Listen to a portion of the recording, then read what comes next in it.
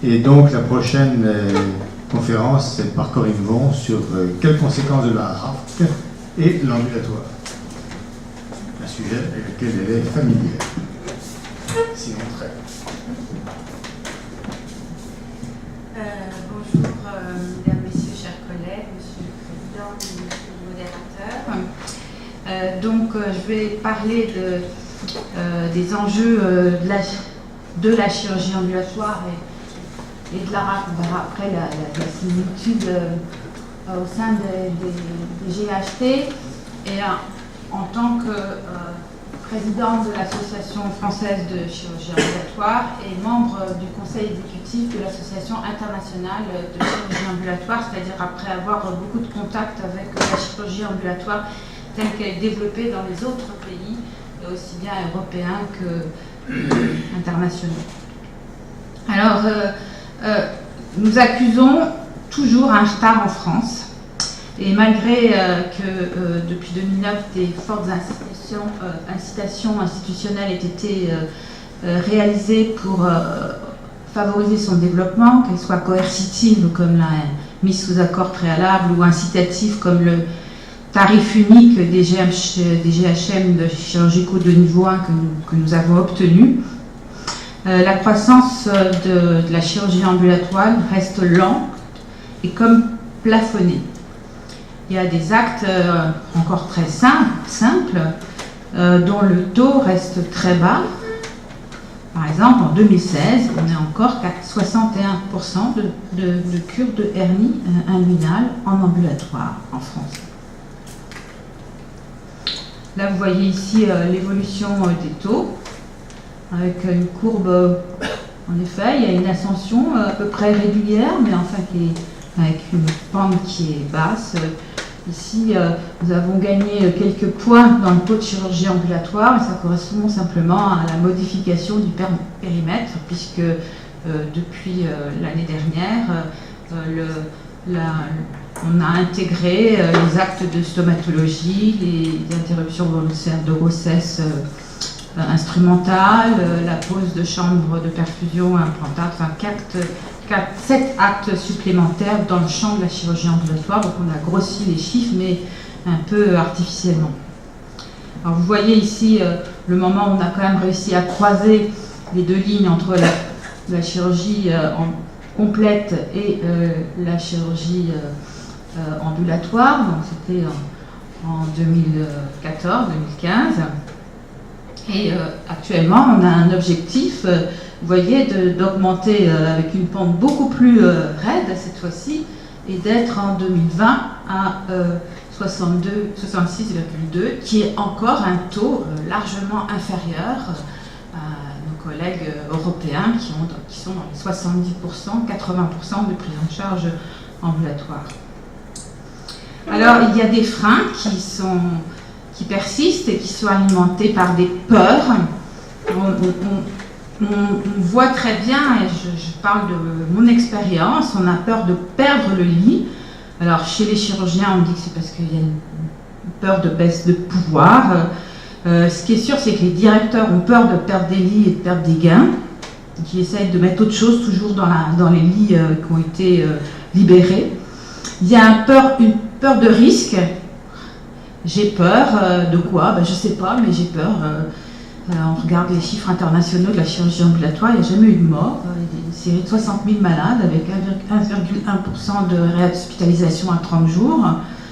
On ne sait pas de quoi, les gens ne savent pas quoi ils ont peur, mais il y a une culture il faut rester à l'hôpital la première nuit. Et puis il y a de la peur quand même du changement et de la lourdeur de cette prise en charge qui oblige à la best practice, surtout en amont, un déplacement de charge de travail, créer un chemin clinique, mettre des barrières de sécurité, et puis surtout informer, éduquer les patients qui consomment du temps et qui pour l'instant n'est absolument pas valorisé. Il y a eu un transfert d'énergie dépensée dans le parcours du patient en amont qui n'est pas reconnu. Et puis il n'y a pas de moyens, il n'y a pas de ressources matérielles adaptées qui ont été données pour supprimer les freins pour les flux des patients et assurer l'autonomie de ces flux. Ce matin, un orateur a dit que l'innovation, ça coûtait de l'argent. Eh bien, la chirurgie ambulatoire, c'est innovant et au début et à un moment, ça va coûter de l'argent avant d'en rapporter. Enfin, en tout cas, arrêter d'avoir des unités de chirurgie ambulatoire qui sont loin des blocs, arrêter d'avoir des blocs qui ne sont pas dédiés à la chirurgie ambulatoire, avoir des outils d'un lit qui soit la table d'opération et le brancard, et des circuits qui soient simples, informatiser les dossiers, etc. Et on voit en fait que, exactement comme c'est connu, que quand on est au-dessus de 40%, 50% de chirurgie ambulatoire, si on continue de travailler avec une structure intégrée, c'est-à-dire un bloc partagé, eh bien il y a comme un plafond de verre à ce stade-là. Et si on n'augmente pas les ressources matérielles, si on ne crée pas des blocs dédiés, des flux caractérisés et autonomes, eh bien on n'arrive pas à déplacer ce plafond et on a l'impression qu'on est un peu encore en train de vivre cette situation qui est bien connue.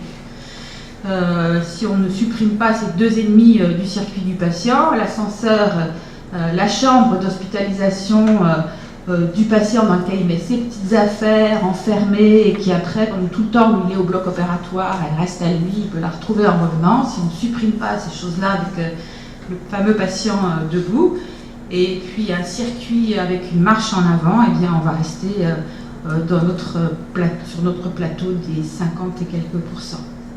Alors on m'a demandé de parler de la chirurgie ambulatoire et de la RAC. En effet, ça a des points communs. La chirurgie ambulatoire et la RAC ont les mêmes objectifs, rendre aux patients sa complète autonomie le plus rapidement possible. La RAC, c'est la réhabilitation améliorée après chirurgie. C'est fondé sur un travail en équipe. Il y a une prise en charge, cette fois-ci centrée sur le patient, où dans la prise en charge, on s'occupe des demandes du patient, de ses objectifs à lui. Ce sont des puissants leviers de mise en œuvre des meilleures pratiques. Ils se soumettent à l'évaluation continue, ils ont des implications économiques fortes, mais ce n'est pas leur objectif principal. Mais il y a des différences importantes. D'abord, la chirurgie ambulatoire, elle, est encadrée par des textes réglementaires, mais surtout, la chirurgie ambulatoire met en avant autant une pratique professionnelle où est incluse la RAC, mais surtout un concept organisationnel pour que le malade sorte le jour même. La récupération de son autonomie elle est indispensable, mais elle n'est pas suffisante. Si vous commencez à opérer le malade trop tard dans la journée, il ne pourra pas sortir. Ce n'est pas parce que vous n'avez pas bien travaillé, mais c'est parce que vous n'avez pas bien programmé, vous êtes mal organisé. Et encore une fois, l'organisation actuelle et habituelle des services doit être remise en cause. On doit remettre en cause certaines étapes administratives, comme l'admission des malades quand ils arrivent le matin, le circuit des établissements, les modalités entre guillemets d'hébergement, arrêter d'avoir des chambres individuelles, avoir une marche en avant, un circuit et un flux. Et donc, avec le développement de la chirurgie ambulatoire, les établissements de soins vont voir, et déjà voir, leur nombre de lits et de chambres diminuer considérablement. On peut dire, et ça va sûrement être la même chose, je crois aussi pour la médecine, que les soins vont sortir de l'hôpital et l'hôpital va devenir uniquement un centre, un plateau médico-technique et des plateaux médico-techniques avec des hébergements que pour les patients qui ont des comorbidités instables. Et donc, en quoi les CHT pourraient être opportunité pour le développement de la chirurgie ambulatoire ? Eh bien, en effet, ça pourrait être tout à fait l'opportunité de créer des centres indépendants de chirurgie ambulatoire, mutualisant des activités de chirurgie ambulatoire dans des établissements de soins qui n'ont pas des volumes importants. Et dans ces centres indépendants, le circuit du patient serait type marche en avant, les blocs seraient dédiés, il y aurait des circuits courts et d'autres plus longs. Je rappelle que le circuit court, c'est celui qui court-circuite la SSPI. Donc toutes les locaux régionales, cataractes et tout peuvent avoir un circuit beaucoup plus rapide et avoir ainsi un outil unique pour opérer, aussi transporter et attendre la récupération complète du patient. Cet outil existe en Angleterre notamment. Créer des salons pour la famille, enfin professionnaliser la prise en charge en ambulatoire à cette occasion. Faire de véritables cliniques d'évaluation préopératoire qui seraient annexées à ces centres pour évaluer de façon médicale, mais aussi socio-économique, les patients de façon standardisée, voire industrialisée. Le malade, il a un problème, il faut faire un examen, on lui fait tout de suite. et il ressort, tout est fini, la date est fixée, et il a eu la consultation d'anesthésie après la consultation du chirurgien. Enfin, professionnaliser les prises en charge. Et puis, l'éducation est tellement importante dans la prise en charge des malades et leur information pour que, en fait, tout ce qu'on leur disait après l'intervention au fur et à mesure soit dit en amont, leur expliquer ce qu'ils risquent d'avoir comme symptômes normaux et habituels, et au contraire les signes d'alerte, pour leur expliquer tout ça, et bien plutôt que de l'expliquer à chaque malade, à chaque consultation, professionnaliser ça, demander au malade de venir à l'après-midi d'information sur l'intervention qu'il va avoir, où il aura éventuellement un film, et puis 20 malades pourront avoir cette préparation, comme on fait par exemple les préparations pour l'accouchement des femmes. Mettre en place le pilotage, qui n'existe pas actuellement suffisamment, des activités de chirurgie ambulatoire à l'occasion de cette territorialité et d'un seul médecin PMSI, à la fois de l'indicateur de performance qui existe déjà d'ailleurs et qui est accessible sur Hospitiag, mais aussi des indicateurs de qualité et de sécurité. On ne peut pas actuellement savoir quels sont les taux de conversion et quel est le taux de réadmission à 30 jours des patients, alors que c'est bien un critère de qualité. C'est bien beau de faire beaucoup de chirurgie ambulatoire, mais si les malades y reviennent tous, c'est pas de la qualité et c'est pas bon et c'est plus cher.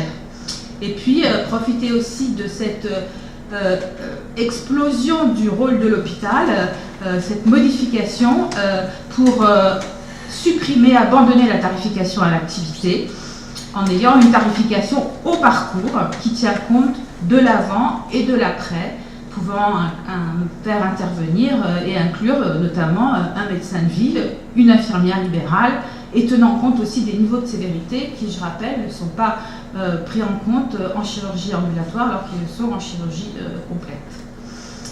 Si aussi on s'adapte pour la communication avec la médecine de ville de demain, des infirmières libérales et les patients, mettre en place un vrai réseau pour communiquer, utiliser, professionnaliser des applications qui sont en train de se mettre en place d'ailleurs dans certains établissements privés. L'application, le malade rentre ses données, son questionnaire préopératoire, et puis après il a une communication permanente. Ça c'est moderne, ça c'est nouveau, c'est innovant, c'est pas fait, c'est fait comme ça, un petit peu chacun à sa façon. Enfin, avoir le dossier informatisé partagé été mis en place, éviterait d'attendre que le compte rendu opératoire soit envoyé plusieurs jours après, il serait fait immédiatement. Et puis aussi penser à ce que le périmètre de la chirurgie ambulatoire doit être maintenant étendu à la nouvelle entre guillemets chirurgie, à savoir la radiologie interventionnelle, et notamment pour nos collègues chirurgiens vasculaires. Tout ce qui est endovasculaire n'est pas considéré comme de la chirurgie et n'est pas tarifé. Et donc pour une énorme innovation comme les endoprothèses artérielle pour les anévrismes de l'aorte abdominale, le fait de le faire par voie percutanée n'est pas valorisé. Et non, si on continue à avoir des unités de chirurgie ambulatoire sous-dimensionnées, loin des blocs opératoires, sans marche en avant, et qui mélangent, alors assez souvent, la chirurgie ambulatoire avec l'endoscopie digestive, à qui on fait même des appels du lendemain pour savoir comment ça va, ou alors de la médecine ambulatoire avec à côté de la chirurgie ambulatoire, qui freine le développement de la chirurgie ambulatoire. Les autres pays ont fait l'expérience et ils vous diront qu'il ne faut pas mélanger l'endoscopie digestive avec la chirurgie ambulatoire.